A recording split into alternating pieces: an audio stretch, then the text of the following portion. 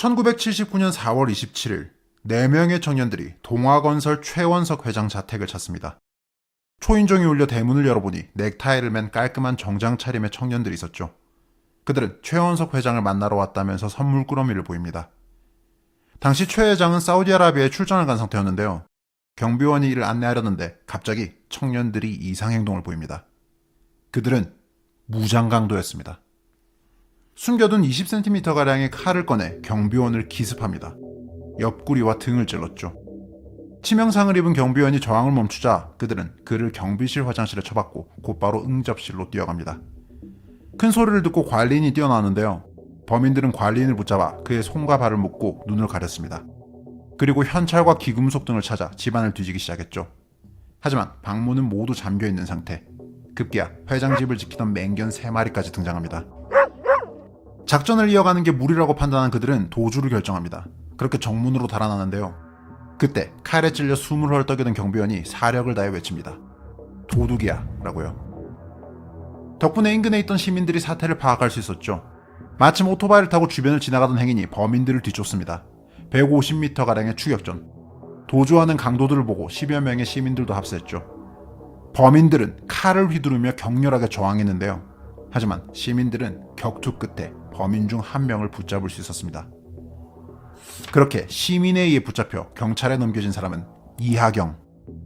오늘날 더불어민주당 4선 국회의원이자 올해 국회 부의장이 된 거물급 정치인입니다. 당시 경찰은 이하경을 취조한 끝에 공범 3명의 신상을 파악하고 그들을 수배할 수 있었는데요. 최초 경찰은 그들이 생활고 때문에 돈을 마련하기 위해서 이런 끔찍한 범행을 저질렀다고 생각했습니다. 그도 그럴 것이 이하경은 74년 전남대 물리대 학생회장으로 있었을 당시 민청학년 사건으로 구속되어 10개월간 감옥에 있었고 그 이후 봉제공장에 다니다가 실직해서 막노동을 하던 상황이었습니다. 그런데 이하경의 자취방을 수사하던 경찰은 이상한 정황을 포착합니다.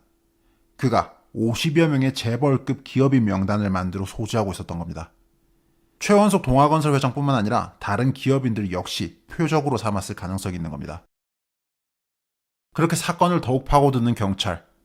그리고 얼마 후 충격적인 사실이 드러납니다. 반국가 활동 단일 사건으로는 최대 규모의 인원인 무려 70여 명이 가담한 공안 사건. 남조선 민족해방전선 준비위원회, 이른바 난민전 사건. 북한의 적화통일 혁명 노선에 따라 폭력으로 대한민국을 전복하고 사회주의 국가를 건설하기 위한 전이대, 그게 바로 난민전이었습니다.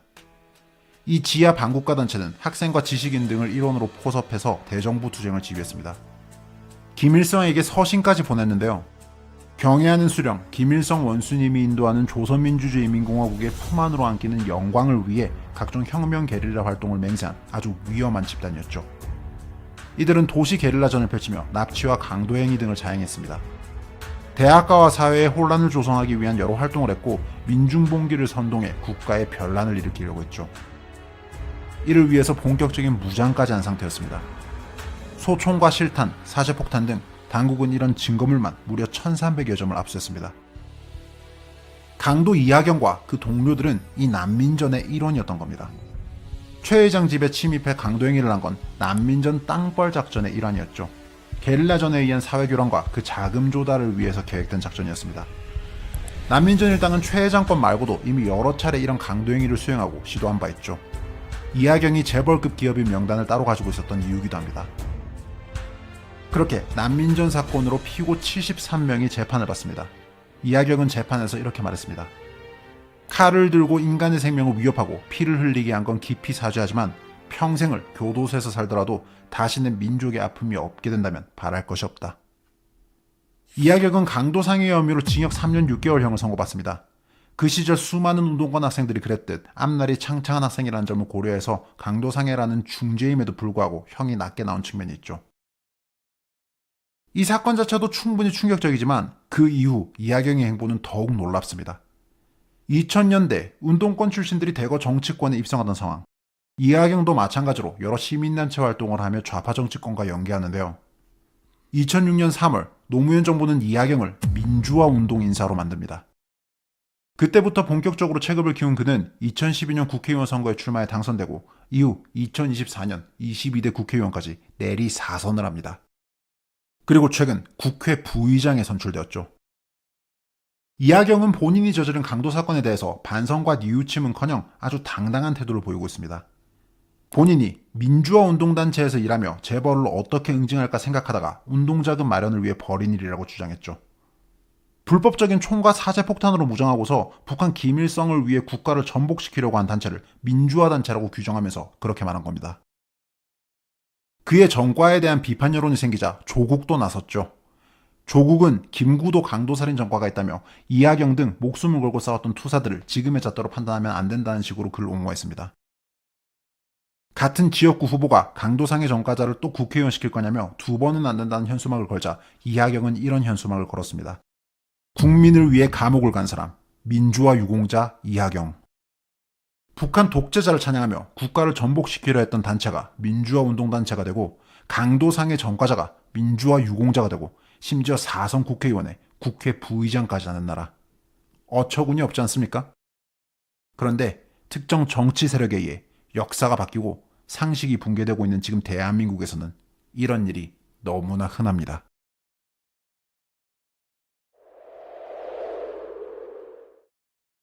그간 글과 영상으로 여러 민주화운동 관련 사건과 민주화운동 유공자들의 실체에 대해서 다룬 바 있는데요. 대표적인 건 몇 개만 짧게 살펴보시죠. 먼저 유시민, 재선국회의원에 노무현 정부에서 보건복지부 장관을 맡고 여러 정당의 대표를 맡았으며 현재도 작가로 활동하며 직간접적인 정치활동을 해온 인물. 좌파 진영의 리더 중 한 명이죠. 그를 유명하게 만들어준 건 그가 쓴 항소유서입니다. 슬픔도 노여움도 없이 살아가고 있는 자는 조국을 사랑하고 있지 않다. 네크라소프의 시구를 인용하며 쓴 이 글이 명문이라고 떠받들어지며 지금의 유시민을 만들었습니다. 그런데 이 항소유서가 쓰인 맥락을 잘 모르는 분들이 많습니다. 유시민은 이른바 서울대 프락치 사건의 가해자이자 피의자로서 1심 유죄 선고를 받은 후 항소를 하며 이 궤변을 썼습니다. 1984년 9월 서울대 운동권 학생들은 복학생협의회 회장 유시민의 진두지휘 아래 민간인들을 붙잡아 폭행하고 고문했습니다. 당시 대학가에는 도강 등을 하기 위해서 캠퍼스에 들어온 외부인들이 많았는데요. 집안 사정이 어려워서 대학에 못 갔지만 공부를 하고 싶어서 도강을 하던 사람들부터 캠퍼스 생활을 경험해보고 싶어 학생인 척 서클에 가입한 사람까지 다양한 유형의 외부인들이 있었습니다. 그리고 유시민과 그 일당들은 이런 민간인들을 붙잡아 끌고 가서 고문했습니다. 이 죄 없는 민간인들이 학생운동권을 감시하기 위해 군사정권에서 보낸 프락치, 즉 밀정이라고 확신하고서 이런 짓을 벌였죠. 84년 9월 유시민과 그 일당은 4명의 민간인을 붙잡아 강제 연행한 후 감금했고 프락치임을 자백하라며 심각한 폭행과 고문을 저지릅니다. 입에 재갈을 물리고 몸에 의자를 묶은 후 강목 등을 동원해 실신할 때까지 폭행했죠. 물고문을 하기도 하고 주리를 들기도 했습니다. 만년필이나 전자계산기 등 개인 소지품을 갈취하기도 했죠. 이렇게 자백을 강요하며 며칠에 걸친 폭행과 고문을 하다가 피해자들을 풀어줬습니다. 이런 일로 유시민과 그 일당이 재판을 받게 된 건데요. 유시민은 본인이 조국을 사랑해서 이런 짓을 저질렀다는 식으로 뻔뻔한 태도를 보여왔습니다. 참고로 이들은 앞날이 창창한 젊은이라는 이유로 감형을 거쳐서 고작 1년형을 선고받았습니다. 유시민은 서울대를 졸업하며 이렇게 말했습니다. 누군가 해야 할 일을 했다고 생각하기 때문에 부끄럽게 생각한 적은 없었습니다. 이후 언론을 통해 유시민 일당에 의해서 고문을 당했던 피해자 4명의 소식이 전해졌는데요. 그중 한 명은 그 사건 이후 정신분열 증세를 보여 정상적인 사회활동을 못하고 있었고 해외로 이주해 주위와 연락을 끊은 사람도 있었으며 대인기피증이 생겨 대학 진학을 포기하거나 폭행 후유증으로 고시를 포기한 사람도 있었습니다. 피해자는 이렇게 말했습니다. 유시민은 지금까지 피해자들에게 제대로 된 사과 한 번 하지 않았다. 집요하게 변명하고 거짓말을 하다가 기회가 되면 민주화 운동을 했다고 한다. 과거의 잘못을 반성하기는커녕 피해자들의 가슴에 끊임없는 상처를 주고 있다. 유시민은 사건 당시 나이가 제일 많은 자로 현장을 오가며 교묘하게 치고 빠지고 하면서 폭행 사건을 주도한 사람이다. 또 다른 인물 하나를 볼까요? 정청래. 더불어민주당 최고위원이자 무려 4선을 지낸 중진. 현재 국회 법제사법위원회 위원장을 맡고 있는 사람입니다. 그는 과거 폭탄 테러를 저지른 사람입니다. 1988년 서총련 간부로 활동하던 운동권 대학생 정청래는 이미 국가보안법과 집시법 위반 혐의로 구속된 바 있는데요. 김일성 주체사상 관련 책을 간부들에게 배포하며 사성활동을 벌인 죄였는데 그의 공안사범들에 대한 사면과 복권 등이 이루어지며 정청래에 대한 혐의도 공소 취하됐었습니다. 하지만 바로 다음해 1989년 정청래는 노태우 대통령의 방미를 앞두고 일을 벌입니다. 정청래를 포함한 서총련 일당 6명은 미국 대사관저에 침입했습니다. 무려 사제 폭발물을 들고서요. 4개의 사제 폭탄, 6개의 화염병, 4개의 투척용 최루탄으로 무장한 그들은 최루탄으로 경비원을 제압한 후 대사공간 안 접견실을 장악합니다. 그리고 바리케이드를 친 후 바닥에 신너를 뿌리고 농성에 들어갔죠. 노태우의 매국 방미에 반대한다면서요. 당시 건물 안에는 주한미국 대사와 대사의 부인도 있는 상황이었습니다. 경찰들이 접근하자 정청래와 그 일당은 사제 폭탄을 던지며 격렬히 저항했습니다. 이 일로 정청래는 징역 2년을 선고받았는데요. 김영삼 정부에서 특별사면 복권되었고 이후 정계에 진출합니다. 민주화 투사로서요. 2013년 국회의원인 정청래가 국정감사 일정으로 미국에 갈 일이 있었는데요. 미국 국무부에서는 그에게 비자를 발급해주는 걸 거부합니다. 한 외교 소식통은 그의 미국 대사관저 점거 사건이 문제가 된 것 같다고 얘기했죠. 정청래는 자신이 민주화 투사라는 식으로 주장하고 있지만 국제적 기준에서 보면 그는 김일성 사상과 비뚤어진 반미 이데올로기로 대사관에서 폭탄 테러를 저지른 위험한 범죄자일 뿐입니다. 살펴볼 마지막 사건은 동의대 사건입니다. 이 사건은 민주화 운동으로 규정되었고 이 사건 관련자들은 민주화 운동가가 되었죠. 1989년 2월 동의대에서 입시 부정 문제가 터집니다. 당시 정부가 전국 대학을 대상으로 감사를 실시했는데 신입생 입학과 관련된 부정부패가 심각하다는 발표를 했습니다. 문제학교 명단이 발표되는데 여기에 동의대가 포함되었죠. 이 일로 동의대 총학생회를 중심으로 학교 측의 진상규명을 요구하는 시위가 시작됩니다. 가두 시위와 교내 점거가 이루어졌죠. 이는 5월 들어 절정에 달합니다. 입시 부정 문제에 항의하던 학생들이 교문 밖으로 진출해 가두 시위를 벌였는데요. 그들은 뜬금없이 파출소를 향해 화염병 5개를 던졌습니다. 경찰들은 이를 막기 위해 공포탄을 발사했죠. 그런데 학생들은 다음 날 왜 공포탄을 쐈냐며 파출소에 가서 항의 시위를 벌입니다. 그리고 그 과정에서 경찰 5명을 붙잡아 학교 안으로 끌고 가서 감금했죠. 그 다음날 경찰 측은 감금된 동료 경찰들을 구출하기 위해 진압작전에 돌입합니다. 문제는 동의대 학생들이 진입로에 함정을 설치했다는 겁니다. 그들은 신나를 뿌려둔 채 경찰들이 진입하기를 기다렸고 동시에 수십 개의 화염병을 던져 불을 질렀습니다. 이 끔찍한 행동으로 경찰 20여 명이 불길 속에 갇혀버립니다. 그렇게 경찰 7명이 사망하고 10명이 중상을 입는 참사가 벌어졌죠. 이 일로 현장에 있던 동의대 학생 94명 중 76명이 구속되었는데요.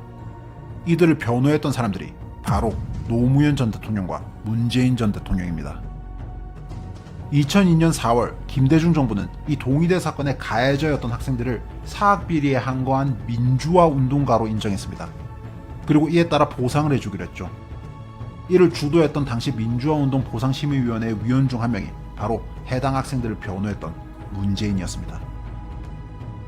이 일로 사랑하는 사람을 잃은 유족들의 심정은 어땠을까요? 동의대 사건 가해자들이 민주화운동가가 된다는 소식에 경찰관 유족들은 격렬하게 반대합니다. 무고한 경찰들을 불태워 죽인 이 끔찍한 사건이 어떻게 민주화운동이 되는 거냐며 항의했죠. 이 사건으로 남편을, 아들을, 가족을 잃은 유족들은 가해자들이 자신이 낸 세금으로 민주화운동가 보상을 받는 꼴을 봐야만 했습니다.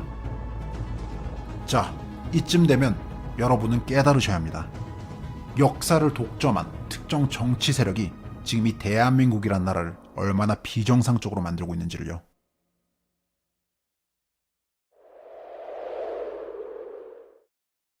비뚤어진 사상을 가지고 벌인 반국가 활동부터 시작해서 무장강도라는 강력범죄, 그리고 고문과 살인에 이르기까지. 그간 제 영상을 꾸준히 봐오신 분들은 알겠지만 지금 대한민국에서는 앞서 살펴본 사건들 말고도 수많은 범죄들이 민주화 운동이라는 이름으로 칭송받고 있습니다. 국가 차원에서 이런 사건들을 기리는 건 물론 관련자들에게 국민 세금으로 각종 보상과 혜택까지 부여하고 있죠. 소위 민주화 운동, 또 민주화 유공자라는 게 뭔가요? 오늘날 우리가 누리고 있는 자유민주주의를 확립하는 과정에서 벌어진 중대한 사건들, 또 이를 위해 헌신하고 희생한 사람들입니다. 그런데 앞서 살펴본 이런 끔찍한 범죄들이 도대체 민주주의와 무슨 관련이 있나요? 아무 죄 없는 사람에게 칼을 휘두르고 강도질을 하고 감금, 폭행, 고문을 하고 테러를 하고 살인을 한 그냥 끔찍한 범죄일 뿐입니다. 심지어 자유민주주의 체제를 붕괴시키려는 목적으로 이런 짓을 한 사람들까지 있죠. 그런데도 지금 대한민국은 이런 사건들을 민주화 사건으로 기억하고 관련 범죄자들을 민주화 투사로 또 유공자로 기립니다. 뿐만 아니라 각종 정책과 법을 통해 국민 세금으로 여러 혜택과 보상을 주고 심지어 그들을 보호하기까지 합니다. 5.18 특별법의 사례처럼 특정 역사적 사건에 대한 판단을 국가가 독점하는 법을 통과시켜서 역사를 사법의 영역에 끌어들였습니다. 권력자들이 정답이라고 정한 것과 다른 목소리를 내는 사람들을 법으로 처벌하는 반민주적인 짓을 무려 민주화를 보호하겠다는 명분으로 하고 있는 겁니다. 최근 민주당이 단독 통과시킨 민주유공자법은 어떤가요? 4.19, 5.18뿐만 아니라 다른 민주화 운동까지 유공자들의 범위를 넓혀서 그 대상과 가족에게 각종 지원과 특혜를 주는 법입니다. 국민 세금으로요. 아직도 모르시겠습니까? 지금 대한민국에서 역사라는 건 민주당과 그 연계 정치 세력에 의해 완벽히 농락당하고 있습니다. 87 체제 이후 정치적 승리를 얻은 운동권, 그 이후 민주당의 주류 정치 세력으로 부상해 오늘날 대한민국의 정치 헤게몬을 쥐게 된 최강의 권력 집단 586 운동권. 이들은 민주화라는 이름으로 국민들을 가스라이팅하며 역사를 독점하고 농락해왔습니다. 좌파 진영에 속한 인물들이 과거 저지른 끔찍한 범죄는 민주화 운동으로 왜곡하고 미화합니다. 그렇게 보상을 해주고 심지어 영웅으로 만들어주죠. 한편 이에 비판적인 사람들은 친일 매국노로, 독재 기득권으로, 극우로 몰아갑니다. 심지어 법을 동원해서 처벌까지 하려고 하고 있죠. 역사 왜곡을 하고 유공자들을 모욕했다면서요. 진짜 역사 왜곡을 하고 있고 또 무고한 희생자들을 모욕하고 있는 사람들이 도대체 누구입니까? 이렇게 대한민국은 전체주의 국가가 되어가고 있습니다. 한편 이를 견제해야 할 국민의힘은 대안 세력으로서 아무런 역할도 못하고 있죠. 결국 우리 국민들이 깨어나고 또 저항해야 합니다. 진짜 민주주의를 위해서라도요. 그 시작은 이런 문제의식을 주변에 공유하고 알리는 겁니다. 그 작은 노력이 모여서 여론이 되고 나라를 정상화하는 힘이 된다고 믿습니다. 우원재였습니다.